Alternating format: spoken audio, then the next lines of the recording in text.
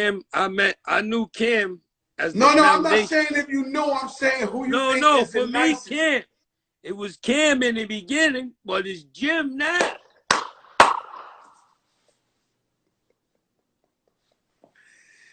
Yeah.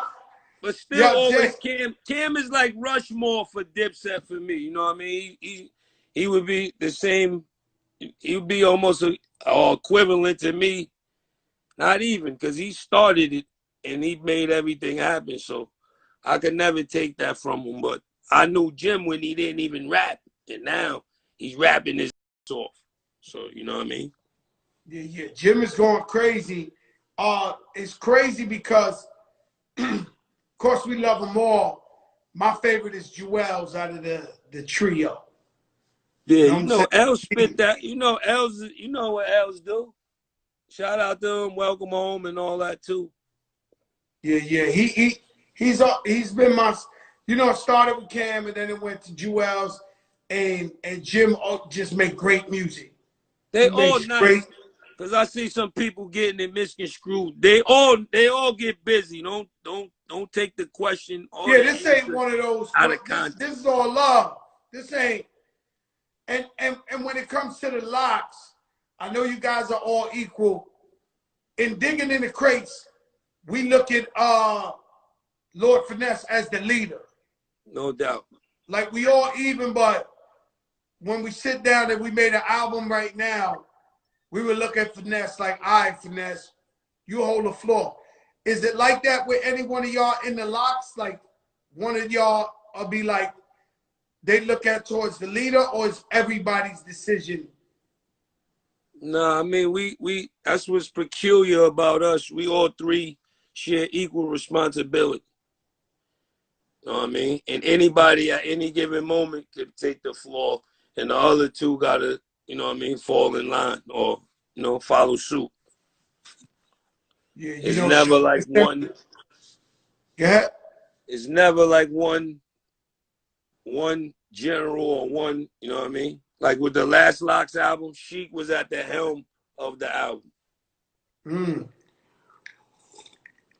Sheik sent me a record last night. Shit stupid. He flowing on some extraterrestrial shit. Like his flow. Killing shit. He killing shit. And but just me, I think because I started with Digging in the Crates and Finesse was the first to like crack it open. I almost like submit and just, when I come with the crew, I be like, all right, you know what I'm saying? All right, Finesse, what we doing? You know what I'm saying? Mm-hmm. That's how I always look at it. Let me ask you a question. You got in the cannabis game yet? Nah, I'm slowly approaching. I had a meeting, actually. I had a few meetings last week, one this week. They coming at me, but they got to be right. A lot of people see that cannabis is taking over, and I think they waving the wrong deals in front of some of these rappers, and they just taking them because they don't really know what's going on with it. So before I really put my name on something, I got to really get all the way in the, I got to know every last ingredient. I got to know everything. I got to smoke it for about half a year. I need to everything be right before I put my name on it, and just, you know what I mean? All the money ain't good money. Sometimes that quick bag is not substantial as the bigger picture bag. So that's where I'm at with it right now. Yeah, that's what I'm thinking, because there's so many cannabis deals. We know it's the bag. We know it's the future. We know money grows on trees, but we ain't gonna take, Locks was blowing trees forever. You know that. See, you know that. You know that, crack. So yeah, but what I'm saying is, if y'all co-sign something, it's gotta be the shit. Like today, I won't say who, because but somebody I know was smoking a little pre-rolled up, and it was Rick Ross has a weed called Collins Ave, and my man was smoking. It was like, yo, this shit is amazing, man. Like, I don't smoke, but he was like, yo, this is a different. this is Collins Ave, baby. I'm like, oh shit. He was stuck on his shit. So I was just like, but you know, I go where the money's at. So eventually I gotta get in cannabis. Right? But it gotta be, like you said, it gotta be well thought out. It gotta be the right deal. When we making money, we're not just saying, oh, cannabis is making money. We're not trying to get jerked in weed. We don't already got jerked in rap. Rap, facts.